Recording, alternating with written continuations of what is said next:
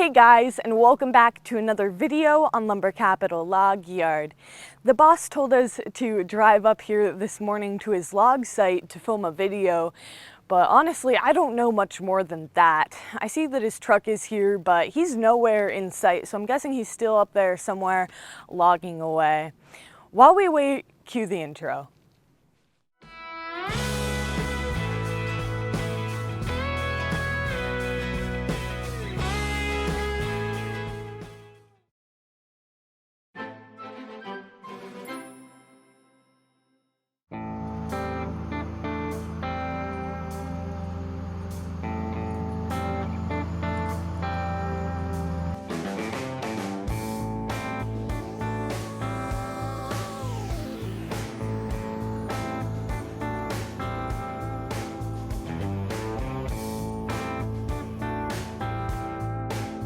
Hi there. Let's see, we were going to do a woods video today, and I changed my mind on that. And what I'm going to talk about, I'm a little reluctant to talk about. A couple weeks ago, a very good friend of mine came to me and asked if I would mention something about Israel on our channel because of the size of the channel and the reach of it. And needless to say, I was a little reluctant to do so, and I don't usually quickly agree to something, and I didn't. But I've thought about it, sort of gnawed at me for the last 10 days, 2 weeks. So to begin with, what I'd say is, over the last 20 years of being in this industry, there hasn't been a year that has gone by that I haven't fired up a chainsaw somewhere along the way to open up a road because a tree came down across it, or actually take the logging equipment and go help people when we've had local disasters, small things that have happened.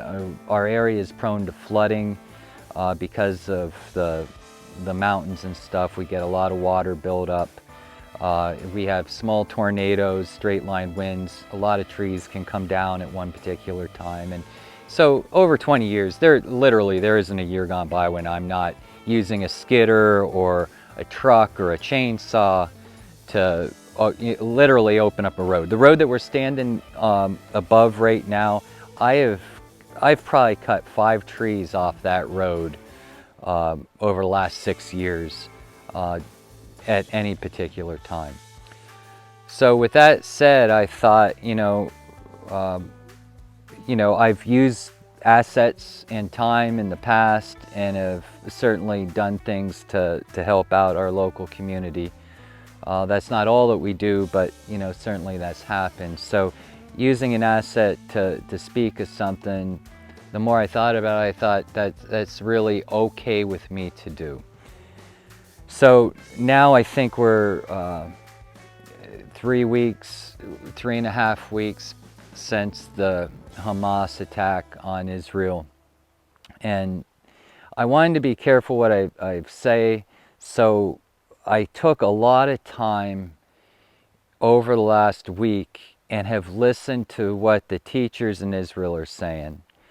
So what the rabbis right in Israel are saying when asked by the outside world, what can we do? And I think that after listening to 6 or 7 of them really address this question, there's 2 things that every one of them has said that I think is worth mentioning. Okay, the first thing that I heard mentioned, and again this was a consensus of several teachers from Israel, was to take a moment and bow your head, whatever your act of worship is, and say a prayer for Israel. There's blessings associated with that very thing.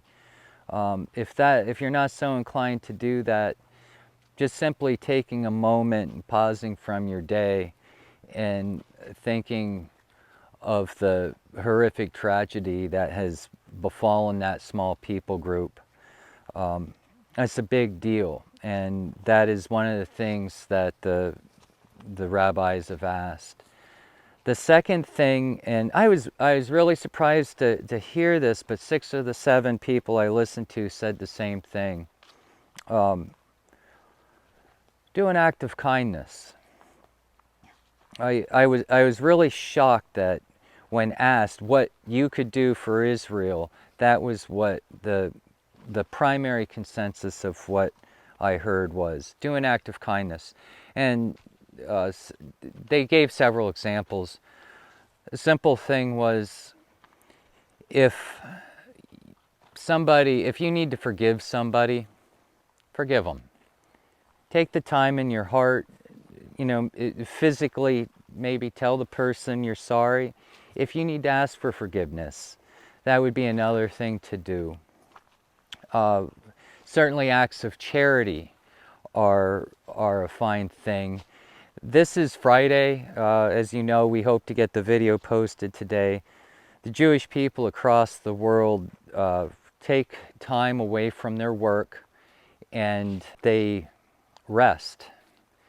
And even though that isn't our recognition in America, if you're of the Christian religion, we do something similar. We quit working one way or the other, and we have a little bit of time to relax more than on Monday night or Tuesday night. So maybe we have a beer or a glass of wine, or we eat a piece of cake, as part of our meal, something that we generally avoid during the work week.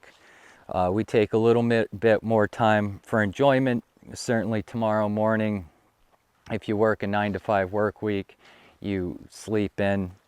So on that at this time, this evening, as that approaches, find a way to show an act of kindness. If you go out to eat, it's a big day for Americans to go out to eat. Maybe you want to leave a little extra money for your server. Another thing that they suggested is, if you're a business person or not, write a kind email. Send a note. If you're a boss, leave a note for an employee that, something that you recognized that they did throughout the week that you appreciated. And again, it's just a small act of kindness. Now, this was the consensus that I heard spoken. I took a fair amount of time to think about this, and when asked to mention something on our channel, I wanted to have something that was maybe a little different, a little more germane, something that all of us can do. So again, I'd remind you that tonight for the Jewish people, I think the Greek word is Sabbath, the Hebrew word is Shabbat. The Jewish women will light candles. I think they're called Shabbos candles. I think that's the plural.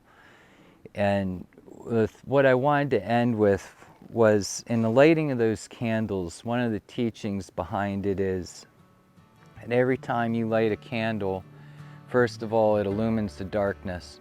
And you can imagine being in a dark room and lighting one candle, and you're just holding that candle there. All of a sudden, that darkness is dispelled. It's done away with. It actually flees from the light. It's actually incredible. But the most awesome thing about a flame, a contained flame, is that when you take a candle and you light another candle, I know you guys already know this, the first candle is not diminished at all. It doesn't lose energy. It's almost like nothing else in the world.